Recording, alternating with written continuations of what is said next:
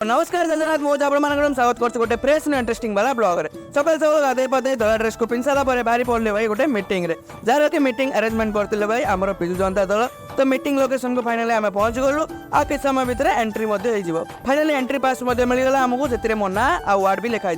तो फाइनाली भितर को एंट्री करने पूर्व गोटे गर्मा गरम कॉफी तो बनता है तो फाइनाली गर्मा गरम गोटे कॉफी पी सारी आ पी सारा चलू हॉल भितर को पाखापाखि 3 घंटार मीटिंग थी मीटिंग को अरेंजमेंट हो सारा पड़े आसिलु बाहर को आईगला मस्त खाना पीना आउ देखो केते जोर रे क्राउड भाई फुल क्राउडेड थिला जगह तापर आमे मधे पळा आसिलु आम घर को तापर घर को आसिला पळे आज यूजुअल पानी पका कार्यक्रम लागी रहइबो भाई पानी आस्तला तेणु पके देली पानी कांथि रे तापर देखो भाई आसथिबार आपण मानकु टी कैमरा ताको मधे देखे देली आ देखो पूरा घर केमती चलची काम तो फाइनली पानी एत स्पीड रे आस्तला ताको पके साला परे आमे बाहर पड़ू गाड़ी धरी भाई गोटे इवनिंग रो राइड रे तो भाई रो मोर चललो भाई इवनिंग राइड रे आ देखो जोरसोर दुर्गा पूजा काम चलची आ बरहमपुर वासी जे भी देखुछन कमेंट करंतु को लोकेशन।